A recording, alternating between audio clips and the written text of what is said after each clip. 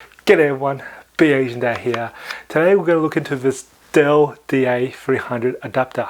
Now this adapter is to provide your notebooks with more ports like display, network, and of course the most important, USBs. We're also going to compare the DA300 with its little brother, the DA200, and how that compares. First off, the DA300 is a 6-in-1, whereas the DA200 is a 4-in-1. Now in Australia, the retail price on the DA300 is $165 and the DA200 is $115. So there's actually a $50 difference in price there. Now, is the extra $50 worth the upgrade? Let's look at the ports on the DA300. We have USB A type, USB C type, Ethernet port, display port, VGA port, HDMI port, and that's all there is. And of course, now they've actually changed how this system works, and it pretty much you gotta go and twist it, and then the cable will come out.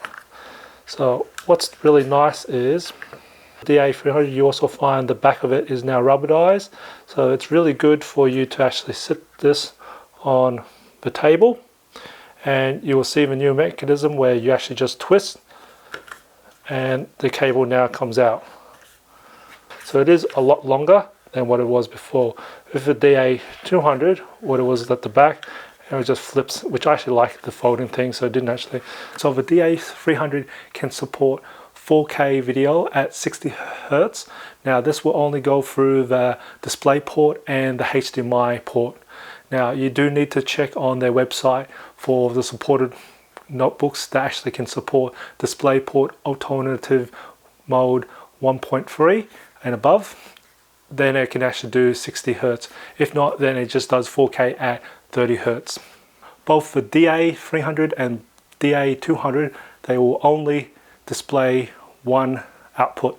So no matter which output you use, either the DisplayPort, HDMI port or VGA, it will only spit out to one external monitor at one given time, and that's for both of these ones here.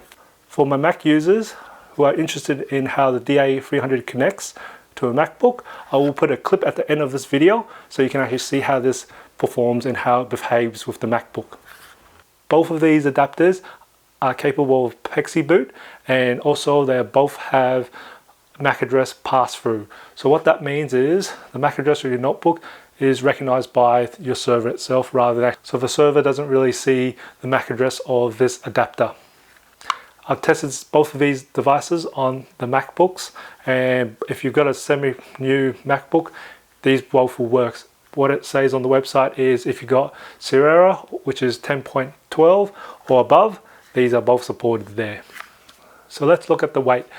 The DA300 is 80 grams and the DA200 is 50 grams. So there's actually a 30 grams difference, and you really don't feel too much of it, but you do feel it. Having a look at the size difference between the two adapters, you'll see there's not too much in between when they're on top of each other. It's not too bad at all. So on its side, you'll see the DA200 is a lot more thinner, probably by a third of the size of the DA300. Both of these devices will not pass power through to the notebook, so you can't charge the notebook using one of these at all. If you connect this DA300 to a Thunderbolt notebook, then this USB-C will be Thunderbolt enabled, so it will be 10 gigabits, and the USB-A, which is your normal USB, that will then be a USB 3. Now if you connect to this DA300 to a non-Thunderbolt device, then your USB-A will then be your normal transfer rate of USB 2, and also the USB-C on this will also be at the same transfer rate at USB 2, which is about 480 megabits per second.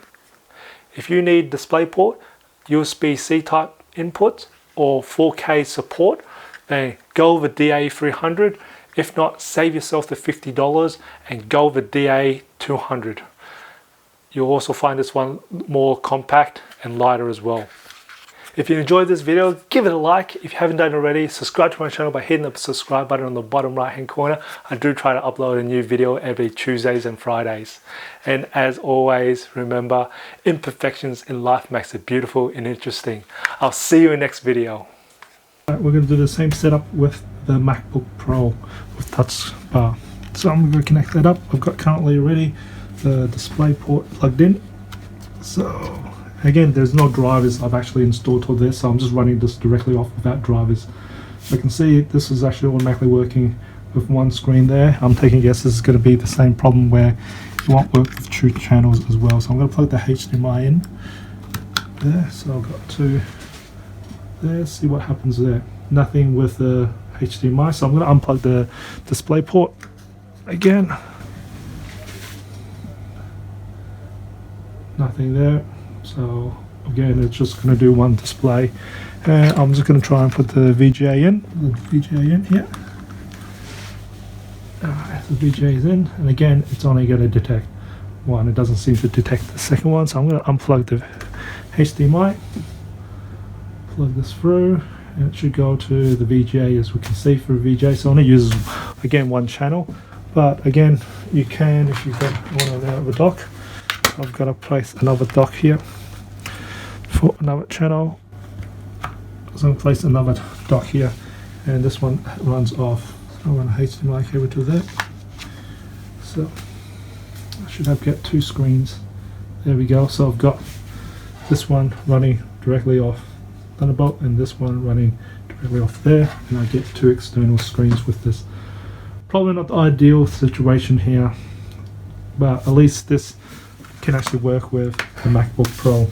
Only able to display one external monitor for it, and you don't have any drivers for it neither.